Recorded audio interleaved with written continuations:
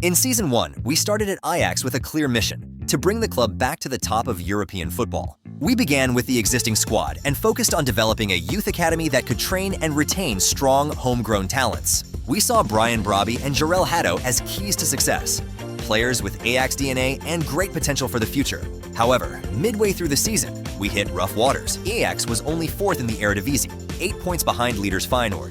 PSV also had a tough start and was in a disappointing 5th place. It was clear we needed to rely on some familiar faces.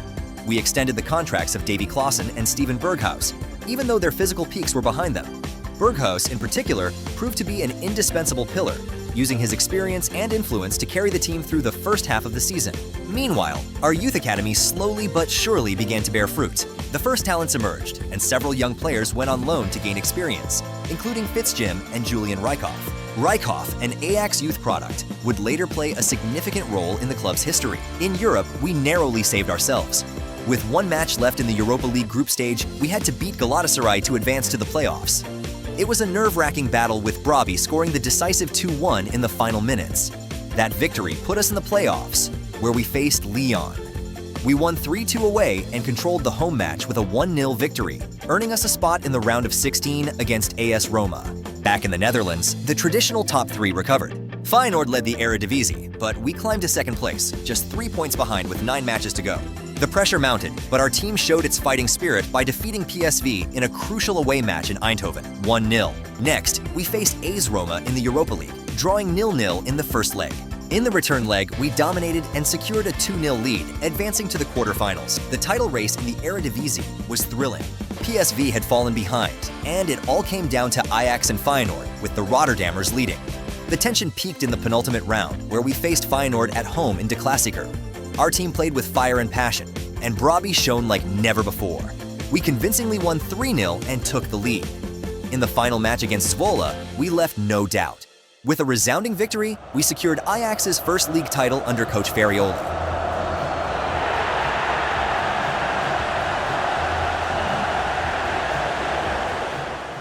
Meanwhile, the dream in the Europa League continued. After convincingly defeating Real Sociedad in the quarterfinals, we met Fenerbahce, led by the experienced Jose Mourinho. We won the first match and held on with a 0-0 draw in the return leg, earning a place in the final. There we faced the strong FC Porto, and unfortunately, we hit a hard reality. Porto completely outclassed us, and we lost the final 2-0. It was a bitter defeat, but also a wake-up call. We had a long way to go before we could compete with Europe's elite. The first season ended with mixed feelings.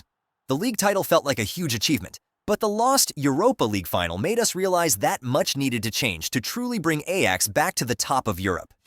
Season 2 would be about making tough decisions and strengthening the squad.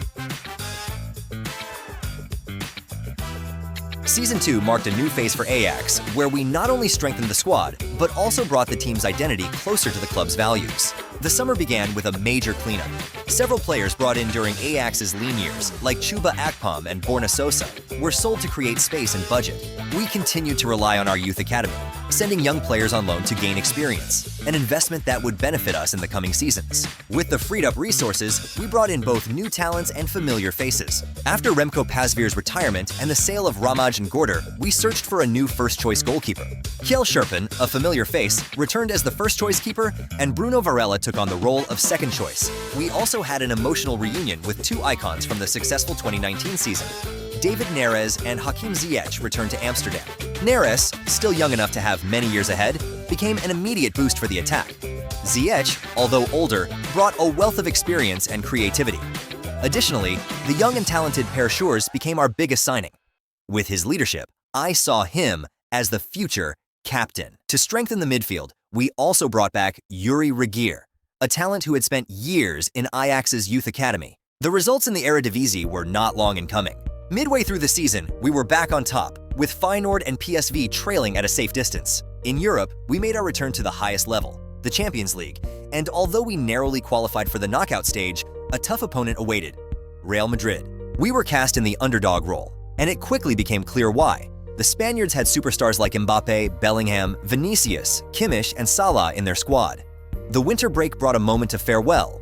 Davy Klaassen, long known as Mr. Ajax, departed. With the summer reinforcements, we could no longer give him the playing time he deserved, and he left the club for good. In the first encounter with Real Madrid, we held our ground in a tough match. We fell behind in the second half due to Mbappé, but the unleashed David Neres quickly equalized. We traveled to the Santiago Bernabeu with a 1-1 draw, full of hope for an upset. Although we took the lead there again with another beautiful goal from Neres, Madrid broke our hearts in the final minutes with a goal from Mbappé. The match ended in a draw, leading to a nerve-wracking penalty shootout. Unfortunately, we missed crucial penalties, and although Sherpen gave us hope by saving a penalty from Vinicius, it was ultimately over when Courtois saved Yuri Regueir's attempt. Our Champions League adventure ended in the playoffs, but we had fought hard and made life difficult for a world-class team. A step forward, but also a realization that the road to European glory is still long. Back in the Eredivisie, the title race was thrilling once again.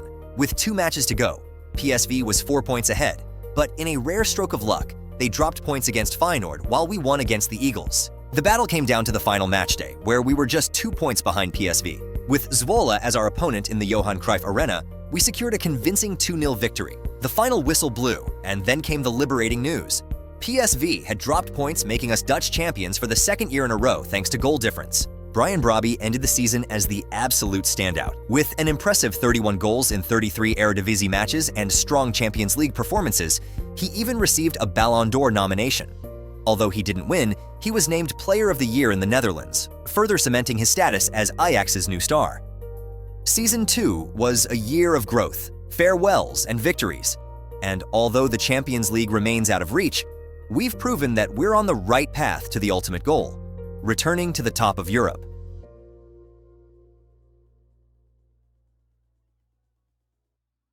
Season 3 of our Ajax rebuild began with a critical analysis of the weak spots in our squad. Our right-back Steven Wrench and the 34-year-old Hakim Ziyech on the right wing were not the players to lead us to Champions League glory, and our aging captain Jordan Henderson was struggling to keep up at the highest level. It was clear that rejuvenation and reinforcement were crucial, especially in these positions. We stuck to our policy. Only players with an Ajax background would be brought in.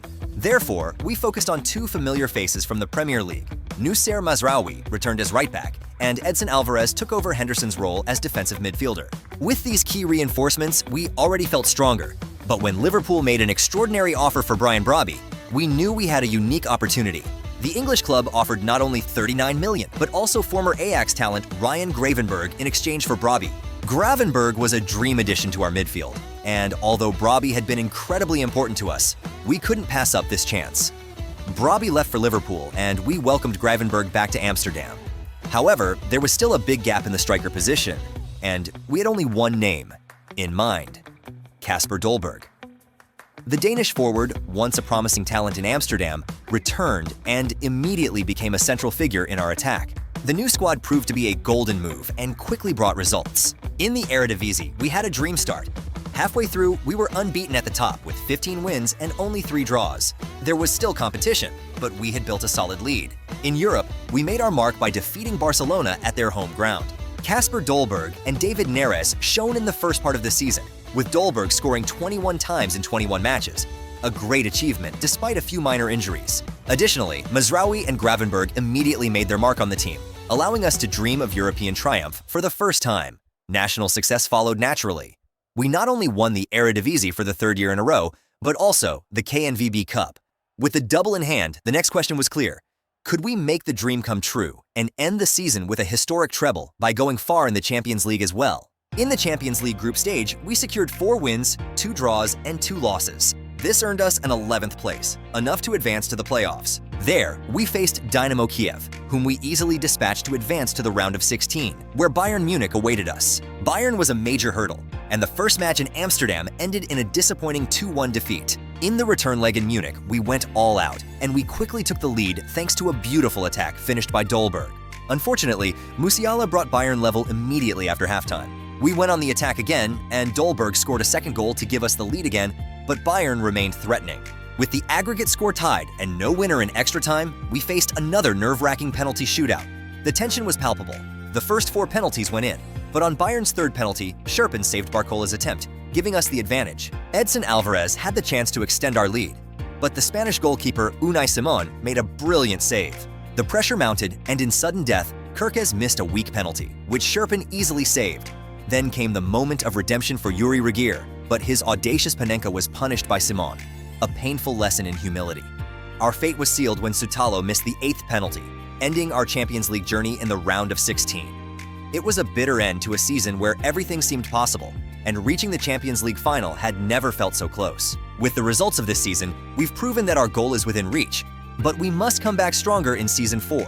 Jordan Henderson, who was our captain this year, announced his retirement, marking the beginning of a new phase in our Champions League dream. Season 3 gave us the chance to dream, but also a hard lesson. Humility and determination are the only ways to ultimately reach the top of Europe. The standout player of the season was striker Dolberg, who quickly made us forget about Robbie. He scored 38 goals across all competitions and provided 13 assists. David Neres also proved invaluable with 26 goals and 7 assists. Gravenberg emerged as the assist king with 14 assists and 13 goals as a midfielder. In Season 4, we built on the solid foundation of the previous season, starting with the signing of Quentin Timber. Timber hadn't received the same opportunities as his brother Jurriën during his youth at Ajax, but his return was a significant boost for our midfield. Alongside Edson Alvarez and Ryan Gravenberg, our new midfield trio seemed finally capable of reaching that coveted Champions League final. Frankie de Jong was also on our radar, but his salary made him unattainable. However, disaster struck on the last day of the transfer window. Aston Villa paid the release clause in Gravenberg's contract, and we lost a crucial player for the season. We decided to invest the massive sum of over 100 million wisely and brought Mohamed Kudus back to Amsterdam as Gravenberg's replacement. We also gave youth player Don van de Ven a chance in the starting lineup, which was a boost, especially as Hakim Ziyech was showing more signs of decline. With a strengthened squad, we entered Season 4, confident that this could be our year. However, the season start was anything but smooth. PSV stole the show in the opening match with a late victory, and they proved to be our biggest competitor throughout the season. Midway through, they were unbeaten at the top of the Eredivisie, while we could only follow from a distance. Although we took revenge in the second half and defeated PSV in Eindhoven, we still ended the season in second place. Fortunately, we grabbed the KNVB Cup as a consolation prize, but in reality, only one goal mattered: the Champions League. The group stage was inconsistent, with some strong wins, but also an unexpected loss to AEK Athens. Ultimately, we narrowly reached the playoffs thanks to a convincing victory against Rangers at Ibrox Stadium. In the first knockout round, we faced RC Lens, whom we convincingly defeated, advancing to the round of 16 for the second consecutive season. After last year's painful elimination against Bayern Munich via penalties, this year we faced AC Milan. The first leg in Amsterdam ended in a 2-2 draw, and in the return leg, we quickly fell behind due to an early goal from Milan. Rafael Leão, in particular, made it difficult for us with his speed and strength, but thanks to an outstanding performance from Van de Ven, we got back into the game. In the second half, both teams had chances, but ultimately, the sublime combination between Kudus and Neres broke the Italian defense, and Kudus shot us through to the quarterfinals. For the first time in this rebuild, we advanced further than the previous season, and our Champions League dream remained alive. The quarterfinals brought us up against Barcelona, a team we had previously defeated. This time, however, the Catalans were better prepared, and we stayed in Amsterdam with a 3-1 loss. In the return leg, we knew it was all or nothing. We pushed Barcelona back and created chances but didn't score in the first half. Shortly after the break, Dolberg capitalized on a rare mistake in the Barcelona defense, cutting past Araujo, scoring the 3-2. However, we couldn't press on.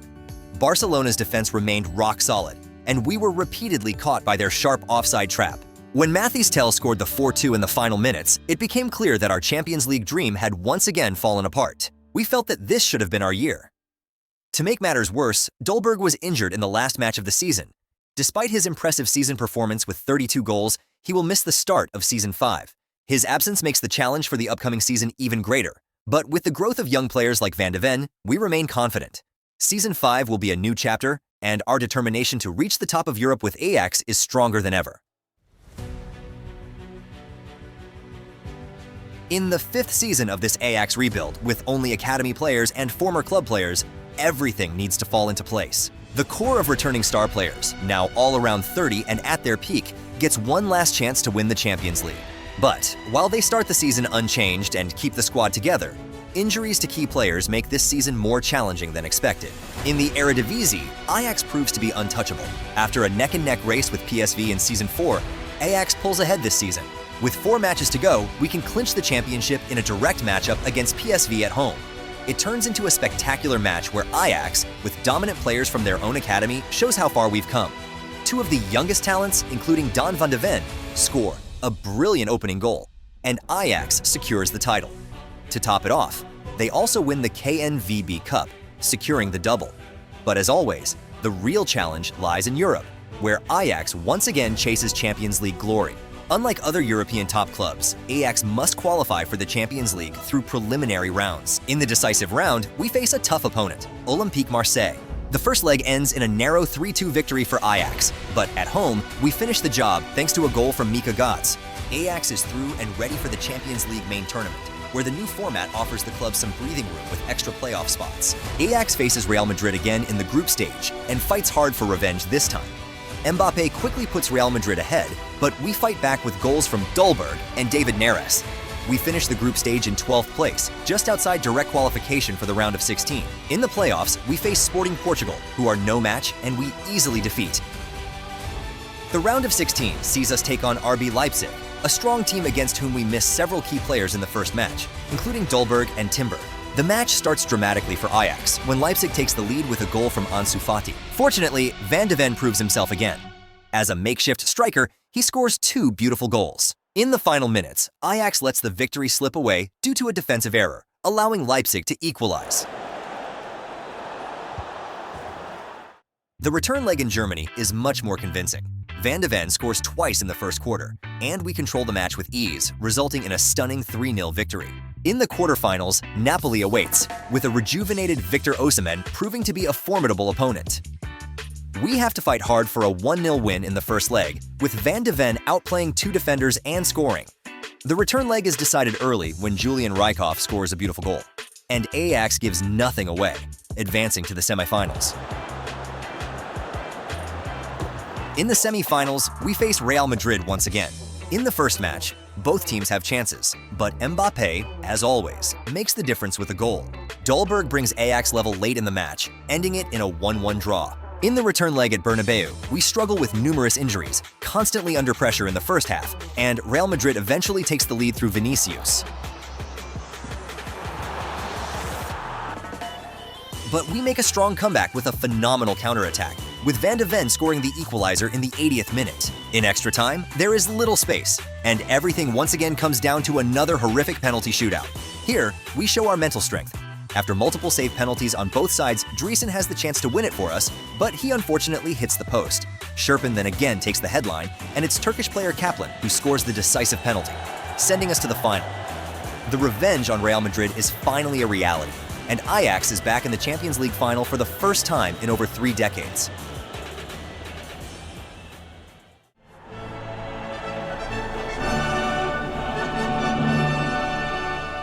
In the final, we face PSG, who are the heavy favorites. We still miss Timber and Schürrle, but Sutalo returns to the heart of the defense. The match is played at the iconic Santiago Bernabeu, which feels like fate is lending us a hand.